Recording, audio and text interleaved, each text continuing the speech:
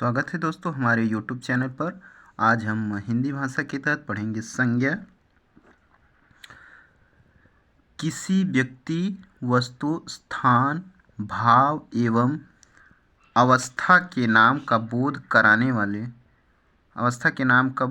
कराने वाले शब्द को संज्ञा कहते हैं।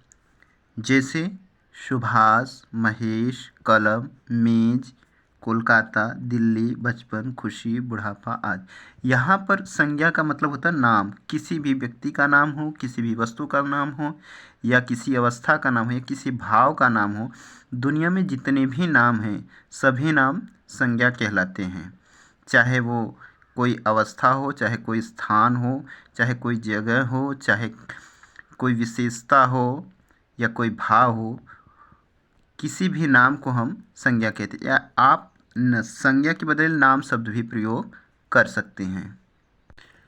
अब हम पढ़ते हैं संज्ञा के भेद। संज्ञा के कुल 5 भेद होते हैं।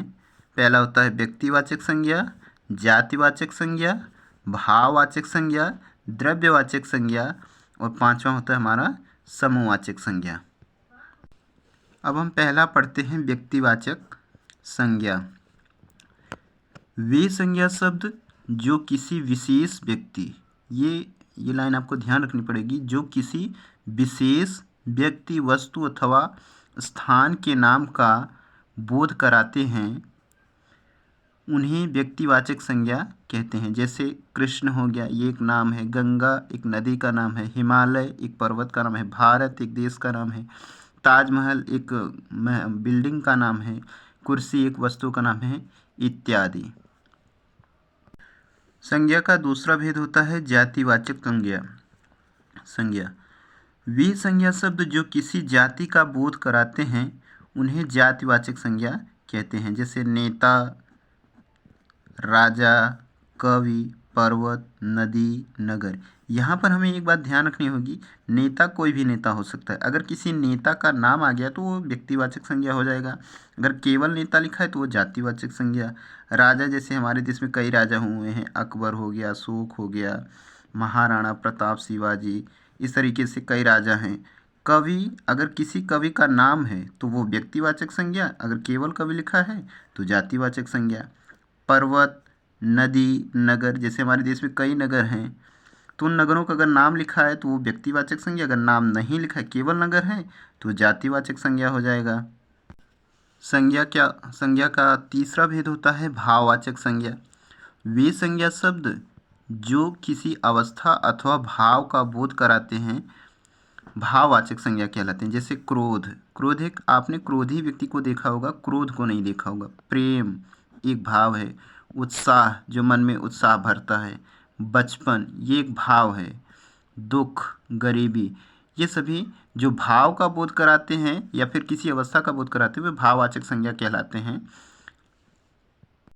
संज्ञा का अगला भेद है द्रव्यवाचक संज्ञा।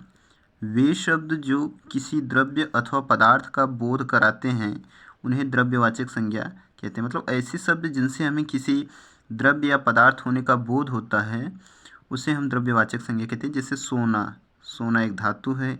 चावल, दूध, ऊन, घी, रुई, गेहूँ या फिर तेल, पेट्रोल, डीजल इत्यादि। मतलब जितने भी पदार्थ हैं या फिर जो भी द्रव्य है, वो सभी द्रव्यवाचक संज्ञा के अंतर्गत आते हैं। संज्ञा का 5वां और आखिरी भेद है समूहवाचक संज्ञा। वे शब्द जो किसी समूह का बोध कराते हैं, उन्हें समूहवाचक संज्ञा कहते हैं। जैसे पुलिस जब भी आएगी एक समूह में आएगी। परिवार के सदस्यों का समूह। झुंड, लोगों का समूह या फिर भेड़ों का झुंड हो गया, या फिर पक्षियों का झुंड हो गया। भीड़, लोगों की भीड़, मतलब जहाँ पर 2 या 2 से ज़्यादा लोग रहेंगे, वो भी एक समूहवाचक संज्ञा के अंतर्गत आएगा। सेना, अकेले एक आदमी तो आएगा नहीं। सेना मतलब एक पूरी सैनिक दल का बोध कराती है।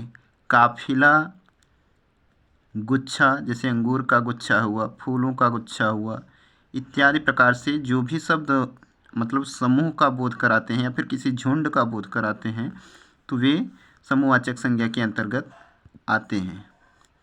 मिलते हैं आपसे अगले वीडियो में, तब तक के लिए थैंक यू फॉर वॉचिंग।